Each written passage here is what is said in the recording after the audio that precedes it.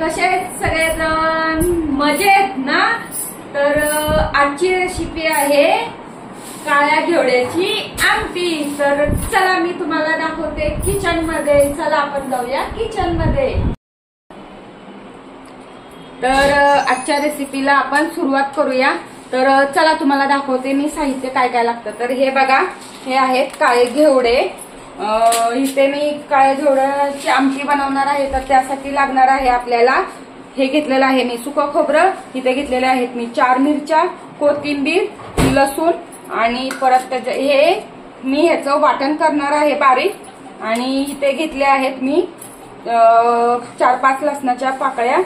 तर हे ना मी त्याच्यामध्ये ठेचून घालणार आहे म्हणून मी हे साईडला ठेवलेलं आहे। आणि त्याच्यासाठी लागणारा मसाला आहे मी इथे काढून ठेवलेला आहे। तर हा आहे आमचा घरगुती मसाला, घाटी मसाला। आणि इथे आहे गरम मसाला, इथे आहे लाल मिरची पावडर, इथे घेतलेले आहेत मी जिरे, मोहरी, चवीनुसार मीठ आणि थोडीशी हळद। तर रेसिपीला आपण सुरुवात करूया। तर हे काळे घेवडे मी आता कुकरमध्ये शिजायला घालणार आहे। तर मी इथे ह्याच्यामध्ये काढून घेते आणि ह्याच्या आपल्याला ना 3 शिट्ट्या करायच्या आहेत।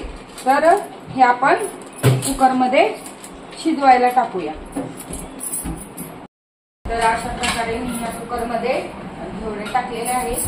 तर आपण इथे गॅस चालू करते आणि आपण हे शिजवायला ठेवूया। याच्या 3 शिट्ट्या काढूया। तर मी आता इथे वाटून घेते, आता मिक्सरमध्ये फिरवून घेते।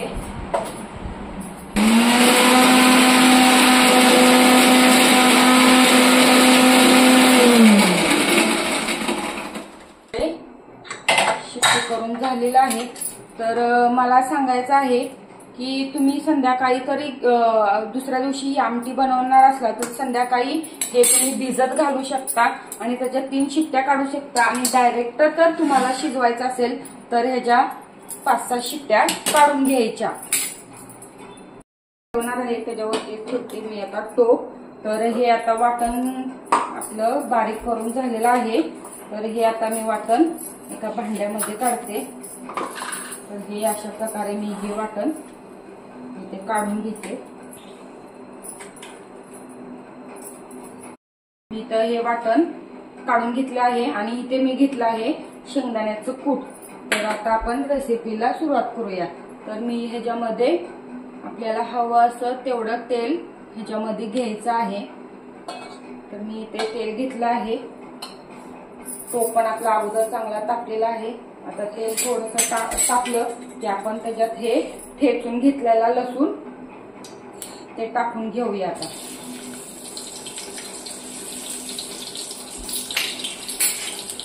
आता चांगला लालसर होतोपर्यंत भाजायचा।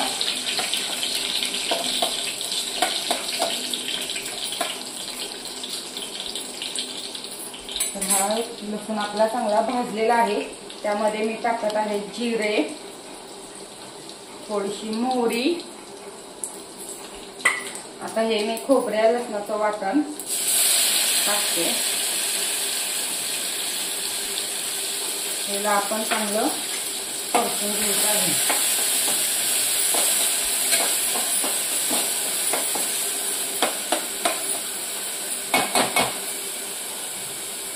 चांगला मसाला इथे आपला भाजलेला आहे, त्याला चांगला तेल सुटलेलं आहे। तर आपण ह्याच्यामध्ये हा आहे घाटी मसाला, तो टाकून घेऊया।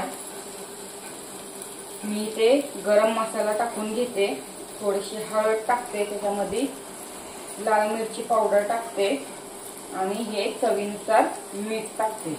आणि इथे शेंगदाण्याचं कूट घेतलेला आहे मी, इथे शेंगदाण्याचे कूट टाकते। तर हा मसाला आता चांगला भाजून घ्यायचा। तर आता हा मसाला आपला चांगला भाजून झालेला आहे। तर आपण ह्याच्यामध्ये घेवडे शिजवलेले टाकून घेऊया।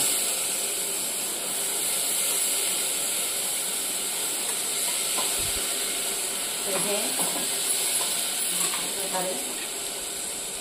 टाकून घेते।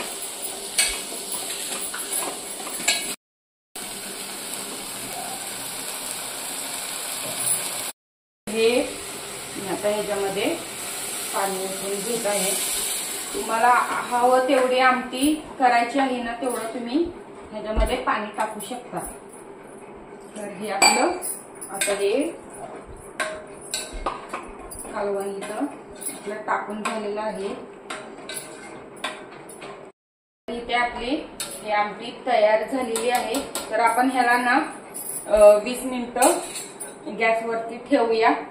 चांगली उकळी फुटून थोडंसं आपण जरा 20 मिनिटं ठेवून देऊया, कारण की अगोदर आपले घेवडे शिजवलेले आहेत ना, त्याच्यामुळे आपल्याला हे जास्त याला वेळ लागणार नाही. हे बघा, अशा प्रकारे आपली घेवड्याची आमटी उकळत आहे.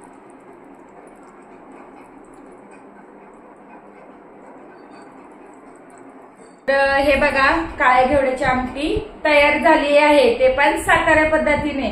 तुम्हाला कशी वाटली ही रेसिपी मला कमेंट मध्ये नक्की सांगा. लाईक करा, शेअर करा, सबस्क्राईब. बाय.